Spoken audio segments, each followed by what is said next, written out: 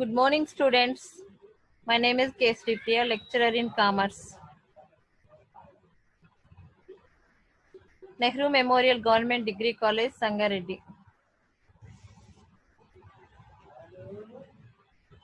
Our subject name is Financial Accounting 1. Our today's topic name is Journal Entries. Before going to start journal entries, we will discuss about the accounting cycle. What is accounting cycle? Accounting cycle means what are the activities you are doing in a financial year. That accounting cycle, that transactions are repeating for every year. That's why we are saying that is accounting cycle. This cycle will start first with bookkeeping. Here bookkeeping means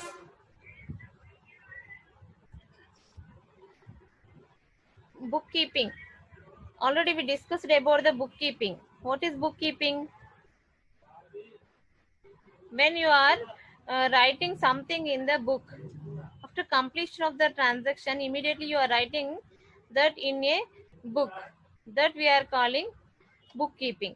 మనము కార్యకలాపాలు చేసిన వెంటనే వాటిని ఒక book లో రాస్తున్నాం. అలా book లో రాయటాన్ని బుక్ కీపింగ్ అనేసి అంటున్నాం. ఓకే, అంటే ఫర్ ఎగ్జాంపుల్ ఇప్పుడు ఒక ఫర్నిచర్ కొన్నాం అనుకోండి, కొన్న వెంటనే ఫర్నిచర్ కొనుగోలు అనేసి ఎంత అమౌంట్ కి కొన్నాము అనేది ఒక దగ్గర నోట్ చేసుకుంటున్నాం. అలా నోట్ చేసుకోవటాన్ని, డేటా ఎంట్రీ చేసుకోవటాన్ని బుక్ కీపింగ్ అంటున్నాం. ఆ బుక్ కీపింగ్ అనేది ఇమ్మీడియట్ గా చేసే ప్రాసెస్ అన్నమాట. దాని తర్వాత మనము మళ్ళీ వాటిని అకౌంటింగ్ సిస్టమ్ లోకి మార్చాలి కాబట్టి అకౌంటింగ్ సిస్టమ్ లోకి మార్చేటప్పుడు వాటిని జర్నల్ ఎంట్రీస్ గా జనరల్ ఎంట్రీ బుక్ లో ఎంటర్ చేస్తున్నాం. సెకండ్ ప్రాసెస్ ఏంటి మనకి ఇక్కడ, బుక్ కీపింగ్ లోంచి ట్రాన్సాక్షన్స్ ని జనరల్ ఎంట్రీస్ గా జనరల్ ఎంట్రీ బుక్ లో ఎంటర్ చేయటం, చిట్టాపద్దులుగా రాయటం అన్నమాట. చిట్టాపద్దులు అంటే ఏంటంటే ఈ జరిగిన ట్రాన్సాక్షన్స్ ని బుక్ కీపింగ్ లో మనం అయితే రాసామో ఆ ట్రాన్సాక్షన్స్ ని ఒక అకౌంటింగ్ సిస్టమ్ లో మళ్ళీ ఎంట్రీ చేయటాన్ని జనరల్ ఎంట్రీస్ అంటున్నాం. చిట్టాపద్దులు, చిట్టాపద్దుల రూపంలో రాసిన వీటిని కూడా ఏ రోజుకు ఆ రోజు రాస్తూ ఉంటాం. ఆ కార్యకలాపాలు అన్ని అయిపోయినాక చివరిలో ఆ రోజు ట్రాన్సాక్షన్స్ అన్ని అందులో ఎంటర్ చేస్తాం.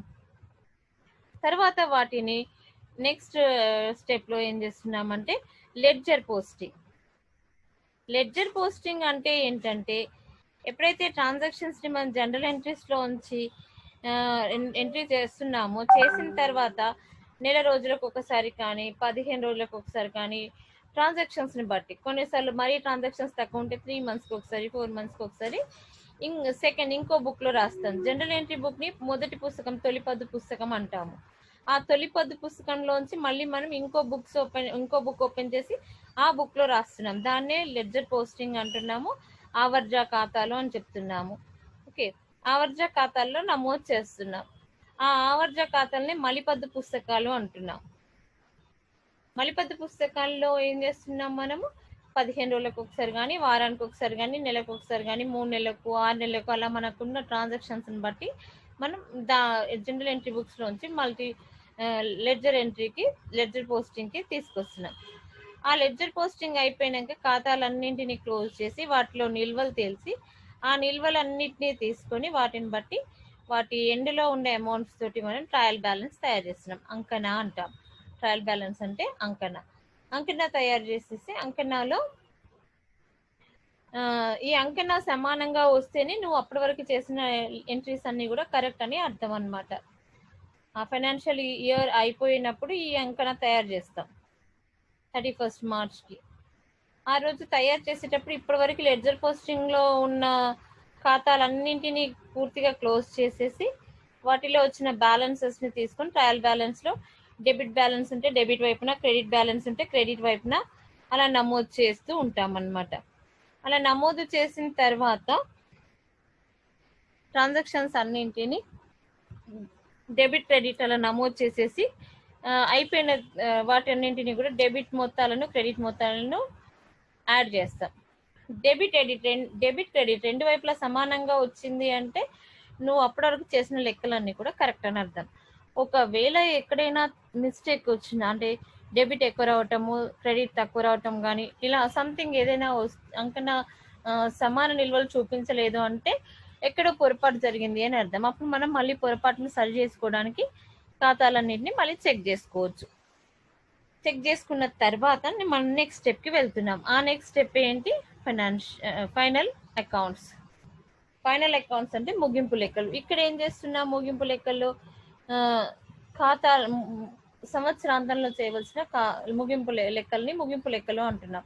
ముగింపు లెక్కల్లో మనము ఒకవేళ ఉత్పత్తి సంస్థ అయినట్లయితే ఉత్పత్తి ఖాతాని, తర్వాత ఉత్పత్తి ఖాతాలో వచ్చిన బ్యాలెన్స్తో, అంటే ఉత్పత్తి వ్యయం వస్తుంది మనకి. ఆ ఉత్పత్తి వ్యయంతో దాన్ని మనము వర్తకపు ఖాతాకి ట్రాన్స్ఫర్ చేసేసి వర్తకపు ఖాతాని తయారు చేస్తాం. వర్తకపు ఖాతాలో వర్తకపు నష్టము లేదా వర్తకపు లాభం వస్తుంది. దాన్ని మళ్ళీ మనము లాభ నష్టాల ఖాతాకు మళ్ళీ ఇస్తున్నాం. లాభ నష్టాల ఖాతాలో నికర లాభము లేదా నికర నష్టం వస్తుంది. ఆ వచ్చిన లాభం లేదా నష్టాన్ని మూలధన ఖాతాకి మళ్ళీ ఇస్తాం. మూలధన ఖాతా మనకి ఆస్తి అప్పుల పట్టీలో ఉంటుంది. అలా మనం ఆస్తి అప్పుల పట్టీలోకి పంపించిన తర్వాత ఆస్తి అప్పుల పట్టీ బ్యాలెన్సెస్ అన్నింటినీ కూడా యాడ్ చేసిస్తే బ్యాలెన్స్ షీట్ రెండు వైపులా సమానంగా వచ్చింది అంటే ఆ సంవత్సరంలో మీరు చేసిన లెక్కలు కరెక్ట్గా ఉన్నట్లు. ఓకే, ఇది అకౌంటింగ్ సిస్టమ్. అప్పుడు దాంతో ఆ సంవత్సరం అంతమైపోతుంది, ఆ లెక్కలు క్లోజ్ అయిపోతాయి. వాటిని నిల్వ సంస్థ కంపెనీ వాళ్ళు కంపెనీలో రిజిస్ట్రార్కి సమర్పించడం కానీ ప్రజలకు వెల్లడి చేయటం కానీ ఇవన్నీ చేస్తారు. దాంతో అకాడమిక్ ఇయర్ ఫైనాన్షియల్ ఇయర్ మొత్తం కంప్లీట్ అయిపోతుంది. నెక్స్ట్ మళ్ళీ మనం next academic year next financial ఇయర్కి మళ్ళీ మొదటి ప్రాసెస్ ఏంటది? Book keeping. Okay, book keeping అయిన తర్వాత జనరల్ ఎంట్రీస్ అయిన తర్వాత లెడ్జర్ పోస్టింగ్ అయినాక ట్రయల్ బ్యాలెన్స్ అయినాక మళ్ళీ ఫైనల్ అకౌంట్. ఇలా అకౌంటింగ్ విధానం ఒకటి తర్వాత ఒకటి ఇలా ఒక సైకిల్ మాదిరిగా తిరుగుతూనే ఉంటుంది. కాబట్టి దీన్ని మనం ఏమంటున్నాం? అకౌంటింగ్ సైకిల్ అంటున్నాం. ఓకే, నెక్స్ట్ మనం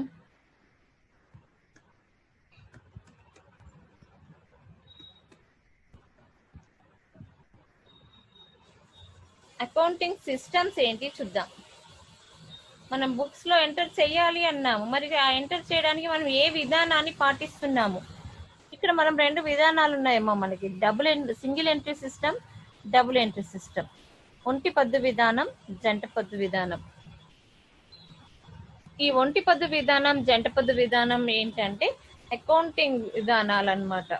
లెక్కలు రాసే విధానాలు, లెక్కలను పుస్తకాల్లో నమోదు చేసే విధానాలు. ఫస్ట్ సింగిల్ ఎంట్రీ సిస్టమ్ అనేది ఏంటంటే ఇది పెద్ద సంస్థలకు అంత ఉపయోగకరంగా ఉండదు. వ్యవహారాలు తక్కువగా ఉండే కంపెనీలు సింగిల్ ఎంట్రీ సిస్టమ్స్ ని యూజ్ చేస్తాయి. మళ్ళీ ఈ లెక్కల్లో ఖచ్చితత్వం కూడా అంతగా ఉండదు. కాబట్టి ఇది ఎక్కువగా చిన్న వ్యాపారులకు మాత్రమే ఉపయోగకరంగా ఉంటుంది. కంపెనీ వ్యవహారాలన్నీ కూడా మనం డబుల్ ఎంట్రీ సిస్టంలోనే పాటిస్తున్నాం, డబుల్ ఎంట్రీ సిస్టంలోనే రాసుకుంటున్నాం.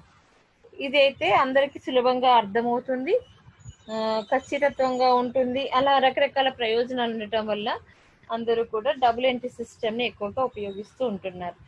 ఇప్పుడు మనం ఈ ఫైనాన్షియల్ అకౌంటింగ్ వల్ల డబుల్ ఎంట్రీ సిస్టమ్ గురించి నేర్చుకుంటాం. డబుల్ ఎంట్రీ సిస్టమ్ అంటే జంట పద్దు విధానం. జంట అంటే రెండు. ఒక వ్యవహారం జరిగింది అంటే దానికి రెండు అంశాలు ఉన్నాయి అని అర్థం. దాంట్లో రెండు అంశాలు ఉంటాయి అని అర్థం. ఒక వ్యవహారం జరిగితే దాంట్లో రెండు వ్యవహారాలు ఉంటాయి అని అర్థం అన్నమాట. ఆ రెండు వ్యవహారాలు ఒకటి డెబిట్ అవుతుంది, ఇంకొకటి క్రెడిట్ అవుతుంది. ఆల్రెడీ మనం డెబిట్ క్రెడిట్ సిస్టమ్ గురించి చదువుకున్నాం, ఖాతా వివరాలను నేర్చుకున్నాం ఇంతకుముందు క్లాసెస్లో. ఖాతాల్లో రకాలని, ఖాతా సూత్రాలని ఇవన్నీ నేర్చుకుని ఉన్నాం. కాబట్టి అలా మనం డెబిట్ ఏది క్రెడిట్ ఏది అనేది నిర్ణయించుకొని దాని ప్రకారంగా చిట్టా పదులు రాయటం జరుగుతుంది అనమాట. అలా రాయటాన్ని డబుల్ ఎంట్రీ సిస్టమ్ అంటారు. ఈ డబుల్ ఎంట్రీ సిస్టమ్ మనకి ఇంకా ఏం చెప్తుందంటే ఒక వ్యవహారానికి డెబిట్ ఉన్నట్టుగానే ఖచ్చితంగా క్రెడిట్ కూడా ఉంటుంది. డెబిట్ క్రెడిట్లు ఎప్పుడూ సమానంగా ఉంటాయి. డెబిట్ ఉండి క్రెడిట్ లేకపోతే అది అసంపూర్ణమైన అంశంగా భావించాలి. ఓకే, అందుకనే అకౌంటింగ్ సిస్టమ్ అనేది రెండు వ్యవహారాలు ఉంటాయి. డబుల్ ఎంట్రీ సిస్టంలో ఖచ్చితంగా రెండు వ్యవహారాలు ఉంటాయి. ఓకే, ఆ రెండు వ్యవహారాలు రెండు ఖాతాలను ప్రభావితం చేస్తుంటాయి అన్నమాట. ఓకే, మనం ఒక్కసారి మళ్ళీ రికాల్ చేసుకుందాం ఖాతాలు ఎన్ని రకాలు అనేది. ఖాతాలు ఎన్ని రకాలు? 3: వ్యక్తిగత ఖాతా, వాస్తవిక ఖాతా, నామమాత్రపు ఖాతా. వ్యక్తిగత ఖాతాలో వ్యక్తులు తర్వాత సంస్థలకు సంబంధించిన అంశాలను రాసుకుంటున్నాం. ప్రయోజనం వస్తే డెబిట్, ప్రయోజనం పోతే క్రెడిట్ అనే సిద్ధాంతం సూత్రం ప్రకారం నమోదు చేస్తున్నాం. రెండవది వాస్తవిక ఖాతా. ఇది ఆస్తులకు సంబంధించిన ఖాతా. ఆస్తి వస్తే డెబిట్, ఆస్తి పోతే క్రెడిట్. మూడవది నామమాత్రపు ఖాతా. ఇదేంటి? పేరుకు మాత్రమే ఖాతా. ఏ వ్యవహారాలను ఎక్కడ ఏ ఖాతాలో నమోదు చేయలేనప్పుడు, అంటే వాటికంటూ ప్రత్యేకంగా ఏ ఖాతా లేకపోవడము, కంటికి కనిపించకపోవడము, ఇలాంటి లక్షణాలు ఉన్న అంశాలను నామమాత్రపు ఖాతాకి మళ్ళిస్తాం, నామమాత్రపు ఖాతాగా గుర్తిస్తాం. నామమాత్రపు ఖాతా అనేది మనకి కనిపించదు, పేరుకు మాత్రమే ఖాతాగా ఉంటుంది. ఫర్ ఎగ్జాంపుల్ ఫర్నిచర్ అన్నాం అనుకోండి, ఫర్నిచర్ మనకు కనిపిస్తుంది, we can see and we can touch. But నామమాత్రపు ఖాతాలోని అంశాలని మనం చూడడానికి అవకాశం ఉండదు. ఫర్ ఎగ్జాంపుల్ అద్దె చెల్లించినప్పుడు ఏమవుతుంది? మన దగ్గర నుండి నగదు పోతుంది. మరి అప్పుడు మనకి రిటర్న్ ఏమొస్తుంది? ఏమీ రావట్లేదు. అప్పుడు ఏం చేస్తున్నాం? నువ్వు ఎందుకోసం చెల్లించినావు? అదొక ఖర్చు కాబట్టి చెల్లించినావు. ఆ ఖర్చు పేరుని డెబిట్ చేస్తున్నాం. అలా ఆ ఖర్చు పేరుతో ఒక ఖాతాని మనం తెరుస్తున్నాం. ఆ ఖాతా పేరే నామమాత్రపు ఖాతా. అంటే ఇక్కడ నామమాత్రపు ఖాతా ఏంటి? అద్దె ఖాతా. అంటే ఎంట్రీ ఏమొస్తుంది మనకి?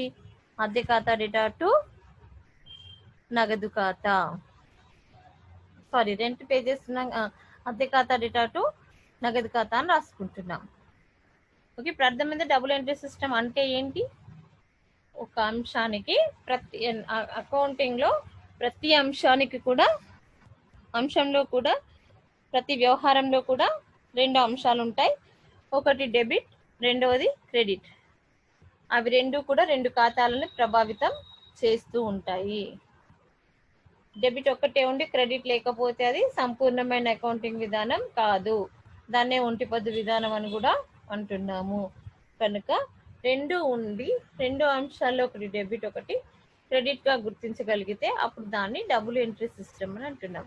అలా ఎంటర్ చేస్తేనే మనకు ఇప్పటిదాకా చెప్పుకున్న అకౌంటింగ్ సైకిల్ పూర్తి చేయడానికి అవకాశం ఉంటుంది.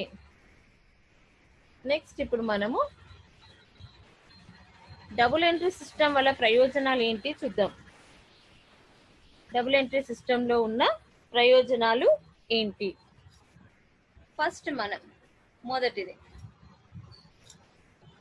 It provides A complete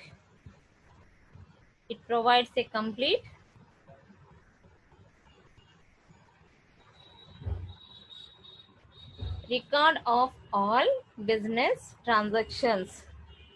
It provides a complete record of all business transactions. System of account both the aspects of every transaction.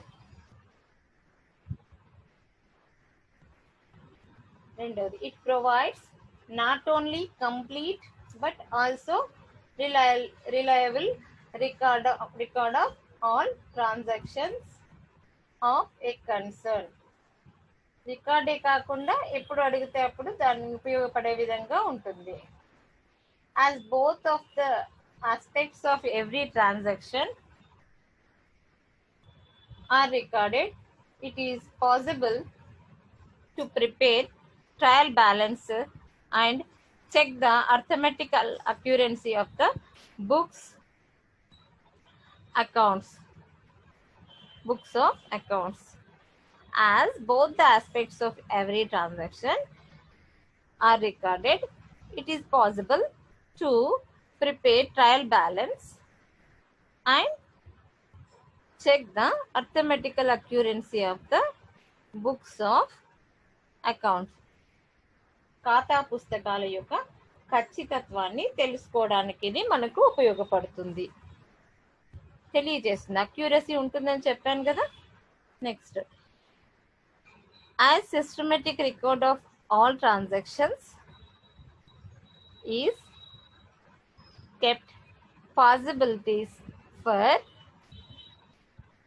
misappropriation and fraud are reduce the minimum. మనకి మోసాలను దోషాలను తప్పించి అంటే తగ్గించే అవకాశాన్ని మనకి ఇది కల్పిస్తుంది. ఓకే,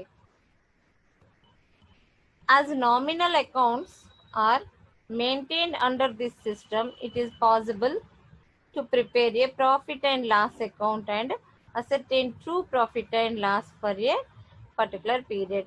ఒక ఆర్థిక సంవత్సరానికి సంబంధించిన లాభం లేదా నష్టాన్ని కరెక్ట్గా ఖచ్చితంగా తెలుసుకోవడానికి ఇది ఉపయోగపడుతుంది.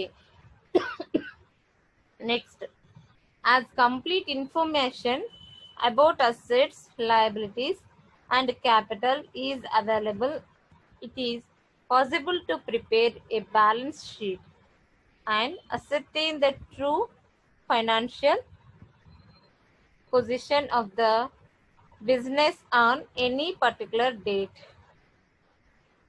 ఎప్పుడు అడిగినా కూడా ఎలాంటి ఇన్ఫర్మేషన్ కావాలన్నా, ఏ తేదీకి సంబంధించి, ఏ నెలకు సంబంధించి, ఏ దానికి సంబంధించిన ఇన్ఫర్మేషన్ అయినా కూడా ఇమీడియట్గా మనం తీసుకునే అవకాశాన్ని మనకి ఇది కల్పిస్తుంది. ఇవి డబుల్ ఎంట్రీ సిస్టమ్ వల్ల ఉండే లాభాలు.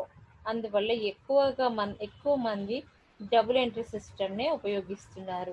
ప్రస్తుతం మనం చూస్తున్న కంపెనీలన్నీ కూడా ఎక్కువ మొత్తంలో వ్యవహారాలు ఉంటాయి కాబట్టి వాటన్నింటిలో కూడా ఎక్కువ శాతం మనకి డబుల్ ఎంట్రీ సిస్టమే కనిపిస్తుంది. వ్యవహారాలు తక్కువగా ఉన్నప్పుడు చిన్న చిన్న వ్యాపారాలలో మాత్రమే సింగిల్ ఎంట్రీ సిస్టమ్ని ఉపయోగించే అవకాశం మనకి ఉంటుంది. ఓకే, నెక్స్ట్ మనం ఈ డబుల్ ఎంట్రీ సిస్టంలో అకౌంట్స్ ఎలా తయారు చేస్తాము, జనరల్ ఎంట్రీస్ ఎలా రాస్తాము, ఓకే, జనరల్ ఎంట్రీస్ ఎలా రాయాలి అనేది చూద్దాం.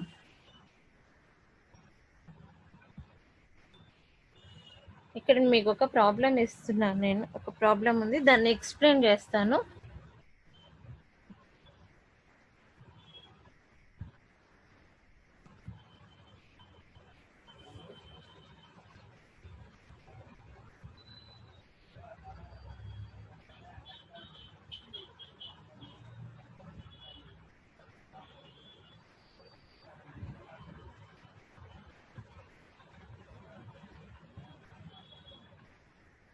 ఇక్కడ మొదటి వ్యవహారం మనకి ఏంటంటే, ఇక్కడ ఉన్న ప్రాబ్లం నేను ఒకసారి ఫస్ట్ చదువుతాను, స్టార్టింగ్ వినండి.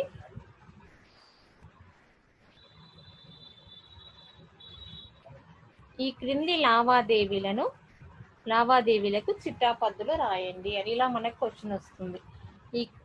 ఇక్కడ వ్యవహారాలు ఇచ్చాడు కదా, ఇలా వ్యవహారాలను ఇవ్వటం జరుగుతుంది. ఏ రోజు నాడు, ఏ తేదీ నాడు మనం ఏం చేసాము అనేది ఒక క్రమ పద్ధతిలో డేట్ వైజ్ గా ఇస్తున్నాం. వీటిని వ్యవహారాలు అంటున్నాం. ఈ క్రింది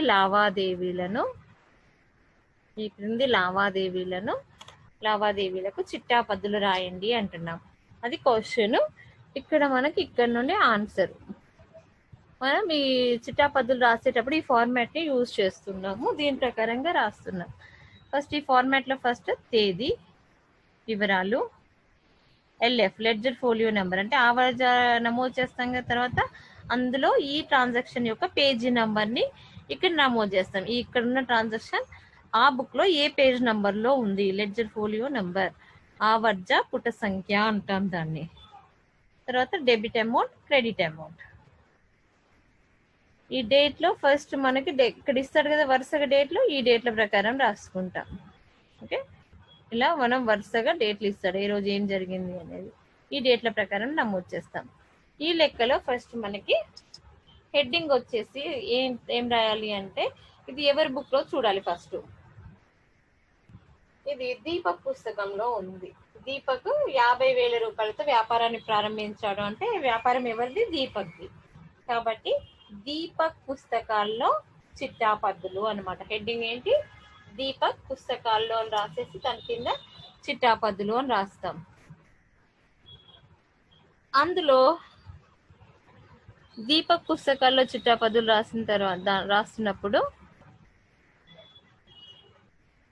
ఫస్ట్ తేదీ రాస్తాం మనం. తేదీ ఇక్కడ లెక్కలో ఇస్తాడు కదా, లెక్కలో ఇచ్చిన దాని ప్రకారం ఈ లెక్కలో మనకి జనవరి 1 నాడు మనం మొదటి ట్రాన్సాక్షన్ జరిపినాం. జనవరి 1 ఏం చేస్తాం? జనవరి 1 రోజు వ్యాపారాన్ని ప్రారంభించడం. ఒక వ్యాపారాన్ని ప్రారంభించటము అంటే ఏం చేస్తున్నాం అన్నట్టు, మనము సంస్థలోకి నగదుని తీసుకొస్తున్నాం. ఓకే, అంటే ఫస్ట్ దీంట్లో ఉన్న 2 అంశాలు ఏంటి గుర్తించాలి. వ్యవహారం జరిగిన వెంటనే అందులో ఉన్న 2 అంశాలు ఏంటి అనేది గుర్తించాలి. ఏంటి ఆ 2 అంశాలు ఇక్కడ? ఒకటి నగదు, రెండవది ఆ నగదు ఎందుకొరకు వచ్చింది? సంస్థలో పెట్టుబడిగా వచ్చింది. ఆ పెట్టుబడిని మనం ఏమంటున్నాం? మూలధనం అంటున్నాం. ఎందుకంటే మనము ప్రత్యేక న్యాయసత్వం అనే సూత్రం ప్రకారమే వ్యాపారాన్ని చేస్తున్నాం. వ్యాపారం వేరు, వ్యాపారి వేరు కదా. Business is the separate from owner. Owner సంస్థకి ఇస్తున్నాడు కాబట్టి సంస్థ అప్పు తీసుకుంటున్నట్టు, ఓనర్ అప్పు ఇచ్చినట్టు. బుక్ మనము ఎవరి బుక్స్ లో రాస్తున్నాము? సంస్థ పుస్తకాల్లో రాస్తున్నాం కాబట్టి సంస్థకి ఇది ఏమవుతుంది? అప్పు అవుతుంది. ఓకే, సంస్థకి ఇది అప్పు అవుతుంది. ఎప్పుడు కూడా మీరు సంస్థ తరఫున మాత్రమే ఆలోచించాలి, ఓనర్ తరఫున ఆలోచించకూడదు. అప్పుడు లెక్కలు మొత్తం తప్పైపోతాయి. కాబట్టి జంట పద్దు విధానంలో ఎప్పుడు కూడా మీరు ఓనర్ తరఫున, ఓనర్ వైపు నుండి ఆలోచించాలి. ఇక్కడ ఓనర్ ఎవరు? ఓనర్ తరఫున కాదు, సంస్థ తరఫు నుండి ఆలోచించాలి. ఇక్కడ సంస్థ ఓనర్ ఎవరు? దీపక్. దీపక్ ఏం చేశాడు? వ్యాపారంలో మూలధనం పెట్టడానికి 50,000 ఇచ్చాడు. అప్పుడు సంస్థలోని ఈ వ్యవహారంలోని 2 ట్రాన్సాక్షన్స్ ఏంటి మనకి? ఒకటి నగదు, రెండవది మూలధనం. ఇప్పుడు ఒక్కొక్క దాన్ని చూద్దాం. నగదు అనేది ఏ రకమైన ఖాతా కిందికి వస్తుంది? ఏ దాని కిందికి వస్తుంది అంటే మనకు ఫస్ట్ ఏమున్నాయి, అకౌంటింగ్ విధానాలు ఏమున్నాయి తెలుసుకోవాలి. ఏమున్నాయి అవి? ఒకటి వ్యక్తిగత ఖాతా, రెండోది వాస్తవిక ఖాతా, మూడోది నామమాత్రపు ఖాతా. నగదు అనేది ఏ తరహా ఖాతాకు చెందింది? నగదు అనేది ఆ వాస్తవిక ఖాతాకు సంబంధించింది. ఎందుకు అంటే నగదు అనేది మనకు ఆస్తి. ఆస్తులన్నీ వాస్తవిక ఖాతాలో ఉంటాయని చెప్పుకున్నాం కదా. సో ఇదేంటి? నగదు అనేది వాస్తవిక ఖాతా. మరి సంస్థలోకి నగదు వస్తుందా, పోతుందా? అది ఆలోచించాలి. వస్తుందా? వస్తుంది. వస్తున్నప్పుడు నగదుని డెబిట్ చేస్తాం. మరి ఏదో ఒకటి క్రెడిట్ చేయాలి కదా. ఇక్కడ ఏం క్రెడిట్ చేయాలి? అప్పుడు మనం అప్పుని క్రెడిట్ చేస్తాం. అప్పు ఏ రూపంలో వచ్చింది మనకి? మూలధనం రూపంలో వచ్చింది. కాబట్టి మూలధనం ఖాతాను క్రెడిట్ చేద్దాం. ఇప్పుడు ట్రాన్సాక్షన్ మొత్తం చెప్పండి. నగదు ఖాతా డిటార్ టు మూలధనం ఖాతా. ఇక్కడ నెక్స్ట్ కాలంలో ఎల్ఎఫ్ అని ఉంది కదా. నార్మల్ గానైతే ఈ ఎల్ఎఫ్ నంబర్ ఆవర్జా పుట సంఖ్య తీసినట్లయితే ఆ పుటలో ఏ సంఖ్య ఉంటుందో అది ఇక్కడ మెన్షన్ చేస్తాం. ఎందుకంటే ఏదైనా సమాచారం కోరినప్పుడు సులభంగా ఇవ్వడానికి వీలవుతుంది అన్నమాట. ఓకే, అప్పుడు నగదు వస్తుంది కాబట్టి నగదుని డెబిట్ చేస్తున్నాం, మూలధనం పోతుంది కాబట్టి మూలధనాన్ని క్రెడిట్ చేస్తున్నాం. తర్వాత ఆవర్జ పుట సంఖ్యను వేస్తున్నాం. ఆ తర్వాత డెబిట్ అమౌంట్, క్రెడిట్ అమౌంట్. ఇక్కడ నగదు వస్తుంది కాబట్టి నగదు ఎంత వస్తుంది? 50,000. ఓకే, నగదు 50,000. మూలధనంగా ఇచ్చాడు కదా, అప్పు కూడా 50,000. నార్మల్గానైతే ఇలా మనం ఎంట్రీ రాసేయచ్చు. ఏమని? నగదు ఖాతా డేటా టు మూలధనం ఖాతా. నగదు ఖాతా డేటా టు మూలధనం ఖాతా. అప్పుడు దీనికి నరేషన్ ఏం రాయాలి? ఇక్కడ ఎంట్రీ రాస్తాం చూడండి, నగదు ఖాతా డేటా టు మూలధనం ఖాతా.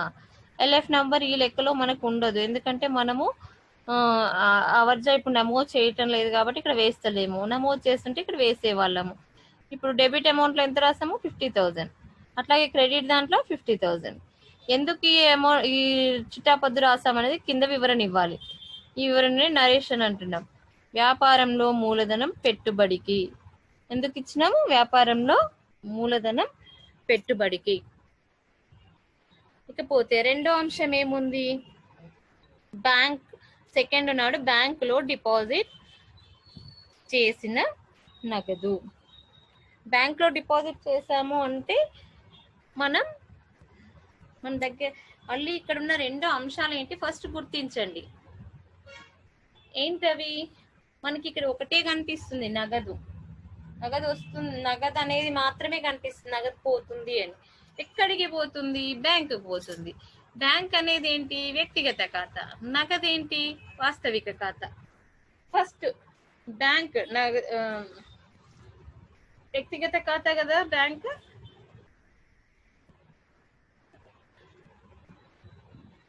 వ్యక్తి మనకి ప్రయోజనాన్ని ఇస్తున్నాడా, తీసుకుంటున్నాడు? ఇక్కడ మనం డబ్బులు వేసినా కదా, బ్యాంక్ లో మన అకౌంట్ లో డబ్బులు ఉంటున్నాయి కాబట్టి బ్యాంక్ అనేది కూడా మనకి వాస్తవిక ఖాతా కిందకే వస్తుంది. ఓకే, బ్యాంక్ అనేది వాస్తవిక ఖాతాకే వస్తుంది. అప్పుడు నీకు డబ్బులు వేస్తే, బ్యాంక్ లో డబ్బులు వేస్తే బ్యాంక్ లో ఉన్న నీ అకౌంట్లోకి జమ అవుతున్నాయి కాబట్టి నీ బ్యాంక్ బ్యాలెన్స్ పెరుగుతుంది. బ్యాంక్ లో నీ దగ్గర ఉన్న నగదు పెరుగుతున్నట్లే కదా, అందుకని బ్యాంక్ ని డెబిట్ చేస్తున్నాము. బ్యాంక్ ఖాతా డెటార్, ఇది డెటార్ అంటాము. డెబిట్ అని ఇండికేట్ చేయడానికి ఉపయోగిస్తాం. బ్యాంక్ ఖాతా డెటార్ టు నగదు ఖాతా. ఈ టూ అనేది ఏంటంటే ఎక్కడి నుండి వచ్చిందని తెలుసుకోవడానికి. దీన్ని మొదటి అంశానికి కింద ఒక లెటర్ వదిలేసి సెకండ్ లెటర్ దగ్గర నుండి స్టార్ట్ చేయాలి. బ్యాంక్ ఖాతా డెటార్ టు నగదు ఖాతా ఎంత? 40,000. తర్వాత నెక్స్ట్ వన్ ఏంటి? ఫిఫ్త్ రోజు కృష్ణా నుండి అరువుకు సరుకు కొనుగోలు. 10,000 సరుకుని కృష్ణా నుండి కొన్నాము. కొన్నప్పుడు సరుకు ఇక్కడ ఉన్న రెండు అంశాలు ఏంటి గుర్తించాలి. ఒకటి సరుకు, రెండవది ఏమీ లేదు, మనం ఏమి ఇవ్వట్లే. నగదు ఇచ్చుంటేనేమో నగదని రాసేవాళ్ళం, కానీ ఇక్కడ నగదు ఇవ్వటం లేదు. కానీ మనం ఇంకొకరికి బాకీ ఉన్నాం కదా, ఎవరికి? కృష్ణకి. అందుకని కృష్ణ పేరుని నమోదు చేసుకోవాలి.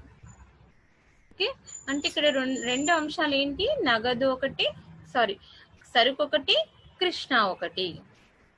సరుకు కృష్ణ. సరుకుని సరుకు అనకుండా కొన్నప్పుడు కొనుగోలు అంటున్నాము, అమ్మినప్పుడు అమ్మకాలు అంటాం. అంటే ఇప్పుడు ఎంట్రీ ఏమని రాయాలి మనము? కొనుగోలు ఖాతా డెటార్ టు కృష్ణ ఖాతా. కొనుగోలు ఖాతా డెటార్ టు కృష్ణ ఖాతా. డెటార్ అంటే ఏంటి? డెబిట్ ని ఇండికేట్ చేసేది డెటార్. క్రెడిట్ దేంతో స్టార్ట్ అవుతుంది? 2 అనే ఇంగ్లీష్ వర్డ్ తోటి స్టార్ట్ అవుతుంది. ఎందుకు 2 అంటే ఏ ఖాతా నుండి అని అర్థం అనమాట. దీనికి ఏమని రాస్తున్నాము? నరేషన్. కృష్ణా నుండి సరుకు అరువుపై కొన్నందున. ఓకే, దీని ఇంగ్లీష్ లో అయితే ఏమంటాం? Purchases account data to Krishna account. Narration ఏమంటాం? Being purchased goods on credit. Being purchased goods on credit from Krishna. మనం తర్వాత అయినా కృష్ణకి డబ్బులు ఇవ్వాలి కదా, అందుకని అతను మనకి ప్రయోజనాన్ని ఇస్తున్నాడా, తీసుకుంటున్నాడా?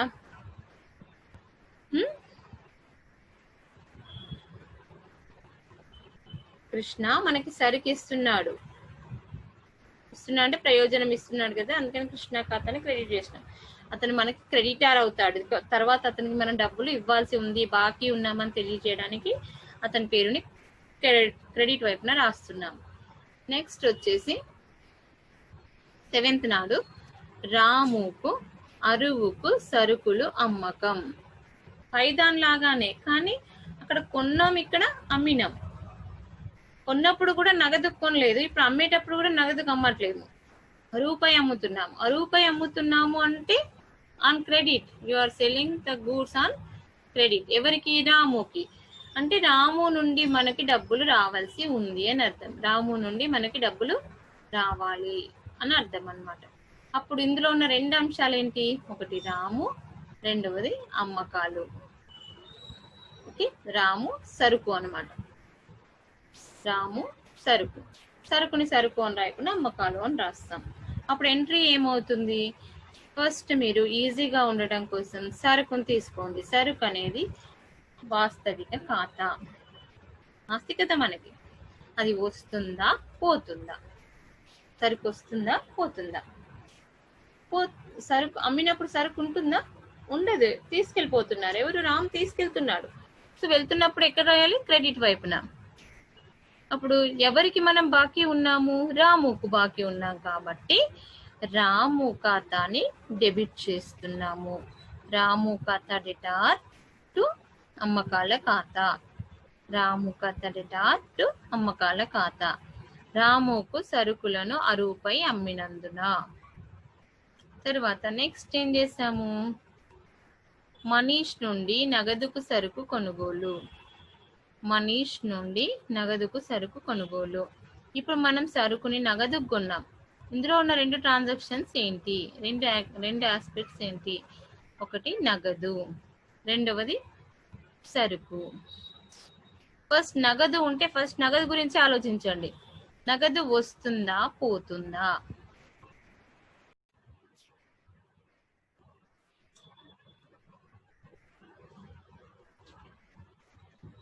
So continuation.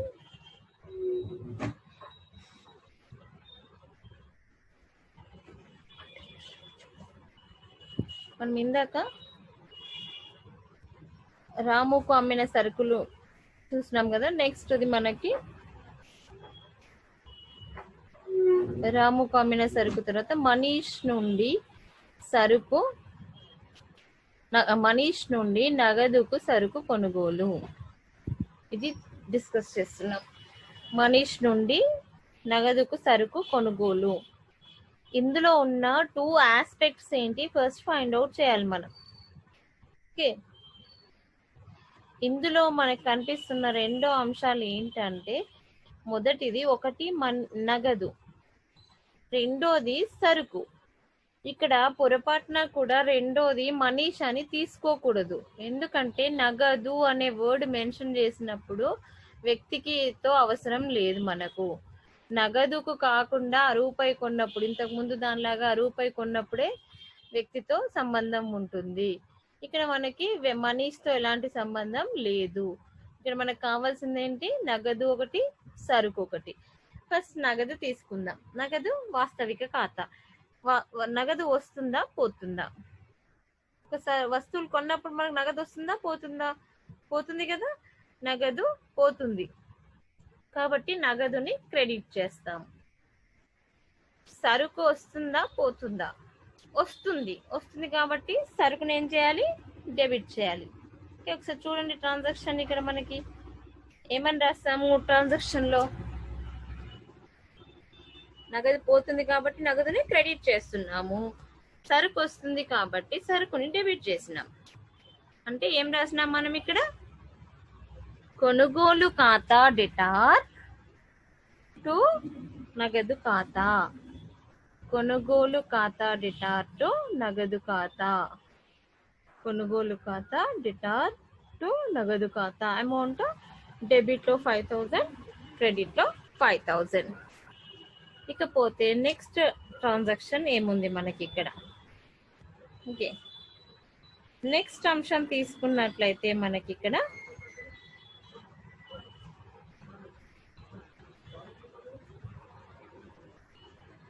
12th రోజు షైతాస్కు నగదుకు సరుకు అమ్మకం. షైతాస్కు నగదుకు సరుకు అమ్మకం. ఇందులో ఉన్న టూ ఆస్పెక్ట్స్ ఏంటి? ఇక్కడ కూడా నగదు అనే వర్డ్ వచ్చిందా రాలేదా చూడాలి మనం. మనకి నగదు కనిపిస్తుంది కదా, నగదు కనిపించినప్పుడు అక్కడ ఇచ్చిన పేరుతో మనకి సంబంధం లేదు. అది ఎవరైనా కానీ నగదు, నగదు ఉంది. ఇంకొకటి ఏంటి, సరుకు. ఒకటి నగదు, రెండవది సరుకు. Cash, goods. ఫస్ట్ క్యాష్ ఉంటే క్యాషే తీసుకోవాలని చెప్పాను కదా, క్యాష్ తీసుకోండి. క్యాష్ వస్తుందా పోతుందా? మనం సరుకుని అమ్మినప్పుడు మనకి క్యాష్ వస్తుందా పోతుందా? వస్తుంది. వస్తుంది కాబట్టి క్యాష్ ఏం చేయాలి? ఏ అకౌంట్ అది మనకి? రియల్ అకౌంట్, వాస్తవిక ఖాతా. వాస్తవిక ఖాతా రూల్ ఏంటి? వస్తే డెబిట్, పోతే క్రెడిట్. నగదు వచ్చింది కదా, ఇప్పుడు మనకి క్యాష్ వచ్చింది. వాస్తవిక ఖాతా ఏం చెప్తుంది? వస్తే డెబిట్ చేయమన్నది. అంటే ఇప్పుడు దేన్ని డెబిట్ చేయాలి? నగదు ఖాతాని డెబిట్ చేస్తున్నాం. సరుకు మన దగ్గర, సరుకు కూడా వాస్తవిక ఖాతానే. గూడ్స్ అనేవి మనకు కనిపిస్తున్నాయి, ఆస్తి మనకది. వస్తుందా పోతుందా? పోతుంది. పోతున్నప్పుడు ఏం చేయాలి? దాన్ని క్రెడిట్ చేయాలి. వస్తే డెబిట్, పోతే క్రెడిట్. ఓకే, అప్పుడు మనము అకౌంట్ ఏమని రాయాలి? నగదు వస్తుంది, సరుకు పోతుంది. కాబట్టి నగదు వస్తుంది కాబట్టి నగదు ఖాతాని డెబిట్ చేస్తున్నాము. మన దగ్గర నుండి సరుకు పోతుంది కాబట్టి సరుకుని క్రెడిట్ చేస్తున్నాం. సరుకుని సరుకు అని రాయకుండా ఏమని రాయాలి? అమ్మకాల ఖాతా అని రాస్తున్నాం. ఓకే, నగదు ఖాతా డిటార్ టు అమ్మకాల ఖాతా. నగదు ఖాతా డిటార్ టు అమ్మకాల ఖాతా. అవునా? నరేషన్ ఏంటి? జనవరి 12th రోజు, ఇది డేట్ 12th. నగదు ఖాతా డిటార్ టు అమ్మకాల ఖాతా. ఇక్కడ చూడండి, నగదు ఖాతా డిటార్ టు అమ్మకాల ఖాతా. సో నగదుని డెబిట్ చేస్తున్నాము, అమ్మకాలని క్రెడిట్ చేస్తున్నాము. అమౌంట్ వచ్చేసి మనకి ఇక్కడ 8,500. ఇకపోతే మళ్ళీ మనం నెక్స్ట్ ట్రాన్సాక్షన్కి వద్దాం. నెక్స్ట్ ట్రాన్సాక్షన్ ఏముంది చూద్దాం. నెక్స్ట్ మనకి ఇక్కడ జనవరి 15th రోజు అజయ్ ఇంజనీరింగ్ కంపెనీ నుండి యంత్రాలను కొని చెక్కు ద్వారా చెల్లించిన మొత్తము ఏంటి? ట్రాన్సాక్షన్ ఏంటి ఇక్కడ మనకు? 15th రోజు, జనవరి 15th రోజు అజయ్ ఇంజనీరింగ్ కంపెనీ నుండి యంత్రాలను కొని చెక్కు ద్వారా చెల్లించిన మొత్తం 20,000. ఇక్కడ 2 ఆస్పెక్ట్స్ ఏంటి అది ఫైండ్ అవుట్ చేయాలి మనం ఫస్ట్. ఓకే, 2 అంశాలు ఏంటి?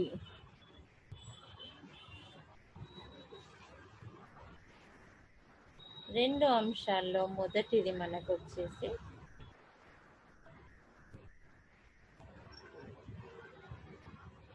ఒకటి యంత్రం, అజయ్ ఇంజనీరింగ్ కంపెనీ కాదు, యంత్రం. రెండవది మనం డబ్బులు నగదు ఉందా ఇక్కడ? లేదు. నగదుకు బదులుగా ఏం ఇచ్చినాము? చెక్ ఇచ్చినాం. కాబట్టి ఇది అరువు వ్యవహారం కాదు, నగదు వ్యవహారం అవుతుంది.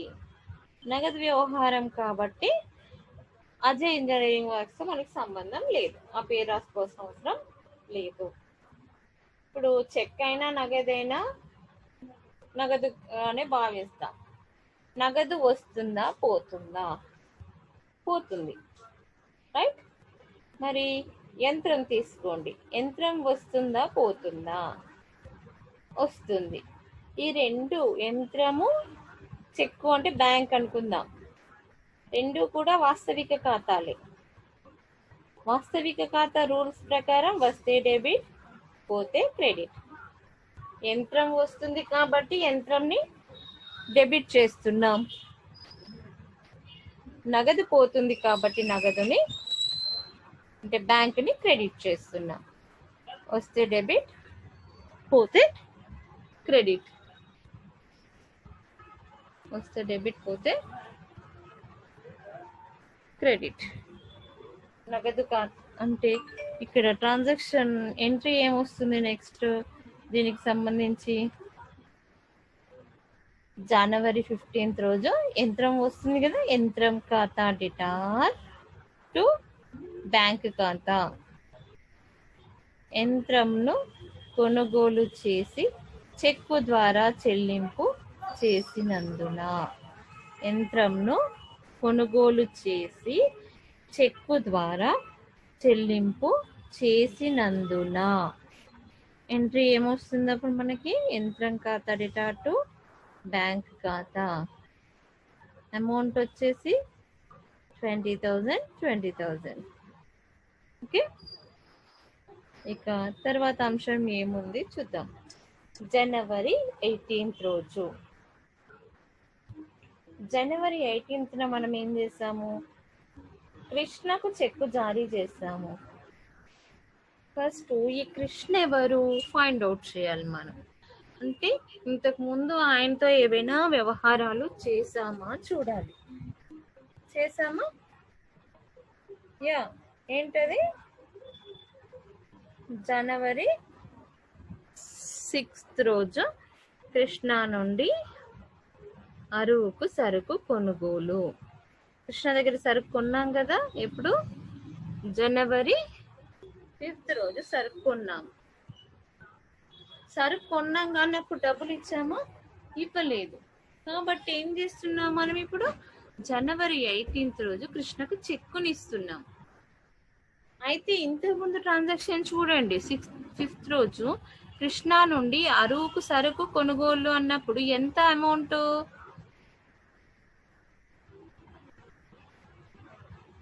8,000 కదా, 10,000. ఇప్పుడు కృష్ణాకి ఎంత ఇస్తున్నాం మనం? 7,500ది చెక్ ఇస్తున్నాం. ఇస్తున్నప్పుడు దీనికి సంబంధించి ఎంట్రీ రాయాలి. ఎంట్రీ రాసే ముందు ఇందులో ఉన్న 2 ఆస్పెక్ట్స్ ఏంటి చూడాలి మనం. ఏంటి అవి? మొదటిది నగదు. నగదుకు బదులుగా ఇక్కడ బ్యాంక్ లోంచి బ్యాంకు చెక్ ఇస్తున్నాం కాబట్టి బ్యాంక్ లోంచి డబ్బు పోతుంది. ఓకే, వస్తే డెబిట్, పోతే క్రెడిట్. చెక్ పోతుంది కాబట్టి బ్యాంక్ క్రెడిట్ అవుతున్నట్లే కదా, బ్యాంక్ ని క్రెడిట్ చేయాలి. ఇంతకు ముందు మనము కృష్ణ దగ్గర సరుకు కొన్నప్పుడు ఏమని రాసాము? కొనుగోలు ఖాతా డేటా టు కృష్ణ ఖాతా. కృష్ణని మనం కృష్ణకి బాకీ ఉన్నామని కృష్ణ అకౌంట్ ని క్రెడిట్ చేస్తున్నాం. ఇప్పుడు ఆయన బాకీని తీరుస్తున్నాం కాబట్టి కృష్ణని డెబిట్ చేయాలి. ఓకే, అంటే ఇప్పుడు ఎంట్రీ ఏమొస్తుంది చూడండి. 18th రోజు Krishna account data 7,500 to bank account. కృష్ణకు సొమ్ము చెల్లించినందున. Okay, Krishna account data to bank account. కృష్ణకు సొమ్ము చెల్లించినందున.